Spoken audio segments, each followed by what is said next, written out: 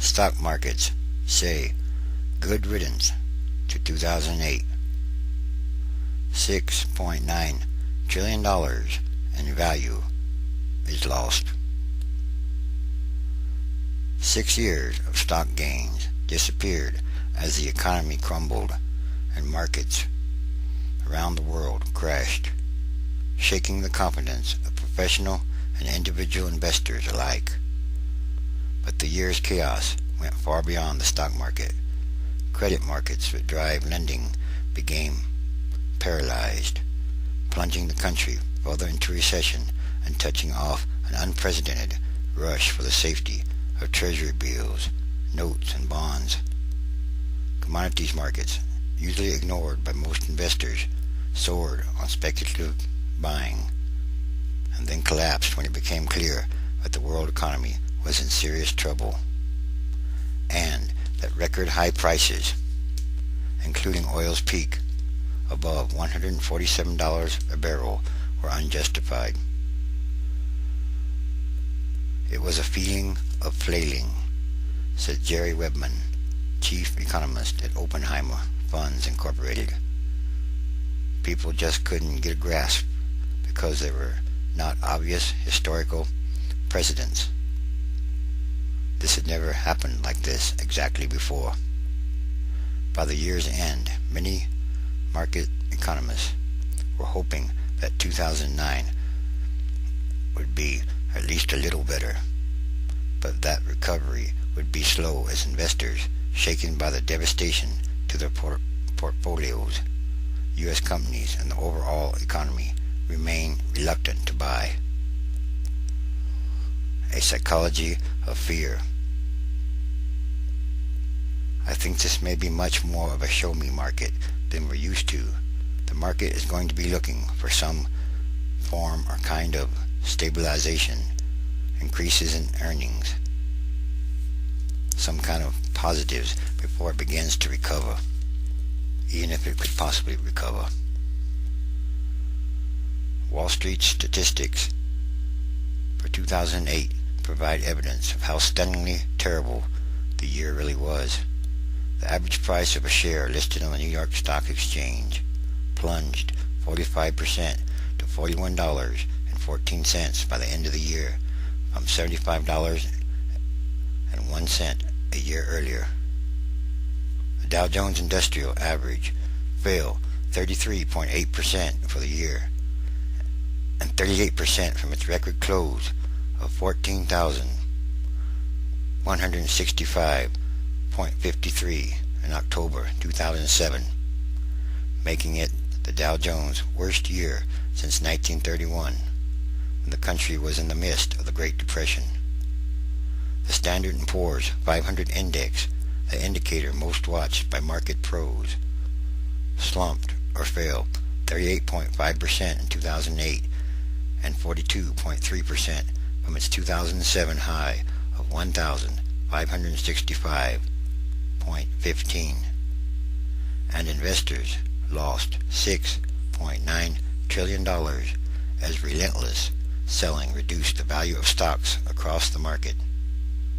That amount, measured by the Dow Jones Wilshire 5000 Composite Index, represented 38% of the total value of U.S. stocks at the start of 2008. The tranquility of the last few days of the year was a welcome change in a year that was rocky from the start, as worries about the financial system were fed by reports that banks had suffered billions and billions of dollars in losses on securities tied to defaulting mortgages, and the forced sale of Bear Stearns in March unnerved Wall Street, which still managed to right itself through the spring. The surging prices of oil and other commodities dealt another blow to the market, as a barrel of crude oil jumped from $112 at the beginning of May to a once unthinkable $147.27 on July 11th, and with retail gasoline prices soaring above $4 a gallon, stocks fell amid fears that consumers would have to cut back their spending because of higher energy prices. But then again, the the market stabilized until the September bankruptcy of one of the most prestigious Wall Street investment firms, Lehman Brothers Incorporated. And that, in turn, set off a panic, yes, a panic on Wall Street and in the credit markets. Banks, fearing that other financial institutions would be unable to repay, stopped lending to one another. The market for short-term corporate debt, known as commercial paper, was frozen solid, and interest rates soared. The only thriving part of the credit markets was government debt. Investors, desperate for safety, poured money into Treasury issues, particularly short-term bills. The yield on the 3-month bill plunged to zero and briefly to a negative return, as investors decided no return or a slight loss was better when the losses on Wall Street are in commodities. Wall Street's crash in 2008 didn't come in one day, like the famous 22.6% plunge of October 26, 1987. In many ways, it was worse, or more of a nightmare than Black Monday, because there wasn't a quick end to the selling and record volatility. From September 15th to November 20th, when the Dow Jones fell to a close of 7,552.29, the depths it had reached in the bear market of 2002, the blue chips rose or fell by triple digits, 41 trading days out of 49. Relative stability returned to the market during December, but Wall Street's horrific performance has cast a new mold for modern bear markets, often defined as a decline of more than 20%, and made expectations for 2009 so low that any reduction in the economic bloodletting would be considered good in some kind of way. Everyone is so down in the dumps about everything, but I do think it gives you the opportunity to have a positive surprise of some kind. If maybe the economy could only possibly turn around just a little, said Chief Investment Economist at PNC Wealth Management. Wall Street is hoping for signs of recovery in 2009.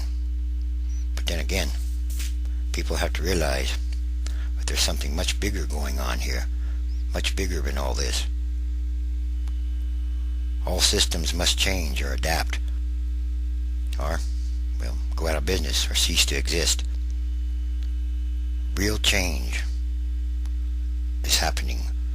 Change is coming. Things must change. All man-made systems, they must change rapidly. And all this is connected to something much bigger. And this is all connected to the end times transition days. Yes, there is a transition going on here. It's about human evolution. All things must evolve. And in turn, all these things are more signs of the end times transition days. And the signs are all around us, every day, in the news, in the weather, and they're just all kinds of signs.